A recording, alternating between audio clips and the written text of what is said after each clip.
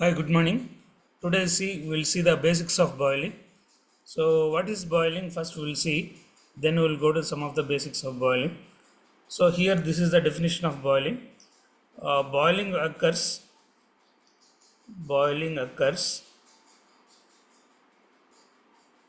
boiling occurs when a liquid is brought into contact with a surface and the surface is maintained at a temperature above the saturation temperature of the liquid. So the saturation temperature of the water will be 100 degrees centigrade. So if the surface is maintained more than 100 degrees centigrade, that is 110 degrees centigrade, and the water is brought at saturation conditions, in such case the boiling will be happen. That is called as definition of boiling. So whenever a saturated liquid brought into contact with the surface which is maintained at a temperature more than saturation temperature, then boiling will be occurring. So this is the definition of boiling. Let us go to the some of the concepts of boiling.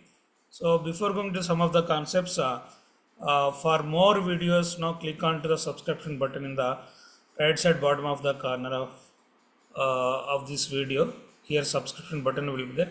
There you can subscribe my channel for more videos. Let us take boiling heat transfer. So there are two definitions will be there. One is called as evaporation and one is called as boiling. So evaporation means liquid vapor interface will be there. So here if you see now on the surface hot water, no, the water will be get evaporated. That is called as evaporation. So evaporation occurs at the liquid vapor interface when the vapor pressure is less than the saturation pressure of the liquid at a given temperature. So that is called as evaporation. Whereas boiling means boiling will be occur at solid liquid interface. So at this interface now, at this solid liquid interface, whenever surface is maintained more than saturation, then boiling will be happening. When liquid is brought into contact with the surface and which is maintained at a temperature sufficiently above the saturation temperature, then boiling will be occurring. So that means whenever saturated liquid brought into the surface which is maintained at a temperature more than saturation, it is called as boiling process. Next one is so the general formula for boiling will be boiling heat flux from a solid surface to the fluid is given by according to Newton's law of cooling. Q is equal to HA delta T. So here delta T means excess temperature, that is given by T sat T surface minus T sat. Surface temperature of the this one heating surface, this will be the surface temperature, and next one is corresponding saturation temperature. So at atmospheric conditions what will be having 100 degrees centigrade saturation temperature. So this is a formula given by Newton's law when the problem is treated as a free convection. When a problem is treated as a free convection. Next one is classifications of boiling. So there are two types of classifications will be there. One is called as full boiling. The other one is called as flow boiling. Full boiling means so there will not be any bulk motion of the fluid. So here flow boiling means bulk motion of the fluid will be there. So boiling is called as full boiling in the absence of bulk fluid flow. So there will not be any bulk motion of the fluid means then it is called as full boiling. Any motion of the fluid is due to the natural convection currents and the motion of the bubbles under this influence of buoyancy. So here you take a vessel in which water will be heated. So this kind of heating process now comes under full boiling because the water is at stationary condition, that means no bulk motion, and the heating surface will be under the submerged under the liquid. No, so such kind of heating process is called as full boiling. Next one is flow boiling. Boiling is called as flow boiling in the presence of bulk fluid, bulk motion of the fluid. So in flow boiling, the fluid is forced to move in a heated pipe or over a surface by external means such as pump. So let us take this one here. This is a surface which is maintained at more than Tsat, more than saturation temperature, and we are pumping water into the surface so that phase change will be taking place from liquid to vapor. So that kind of boiling process is called as full flow boiling because it involves bulk motion of the fluid. Next one is we are having some more definitions. One is called as subcooled boiling. Subcooled boiling means when the temperature of the main body of the liquid is below the saturation temperature. For example, at atmospheric conditions, water saturation temperature is 100. So if you maintain surface temperature less than 100, so that is 80 degrees centigrade. Suppose if if you maintain at 80 degrees centigrade this surface temperature, then it is called as subcooled boiling. Then it is called as subcooled boiling. Next one is saturated boiling.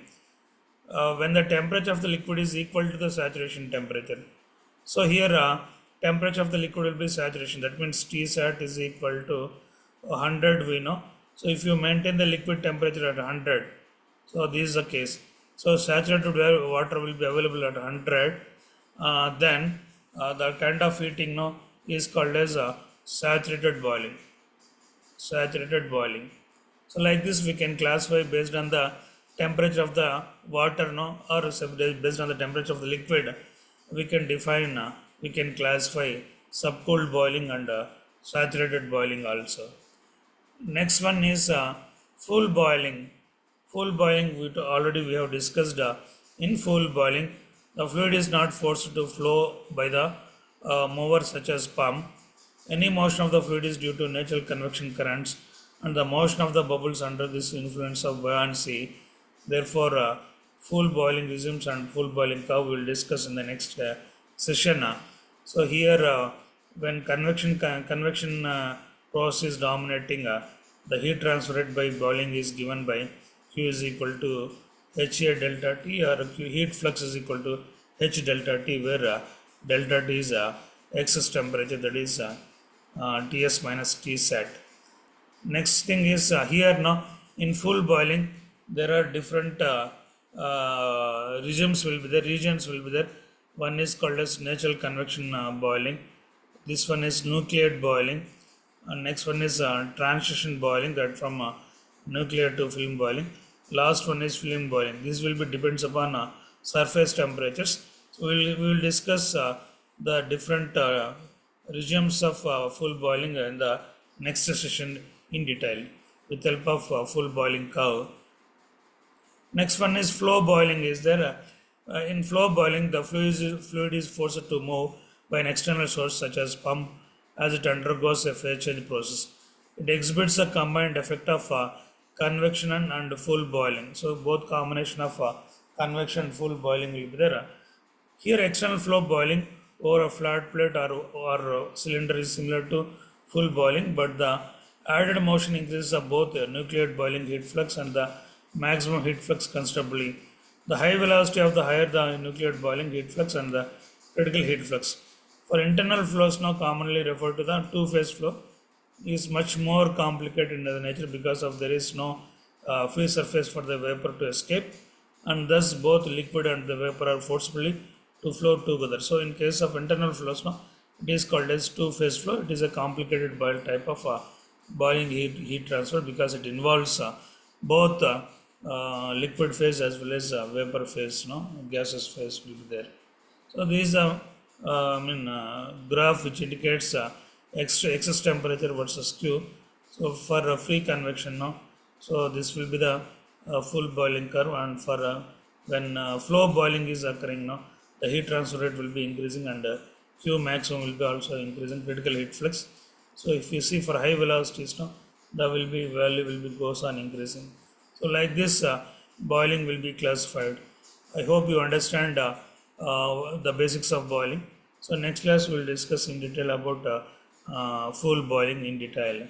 For more videos, click onto the subscription button in the right side bottom of the corner.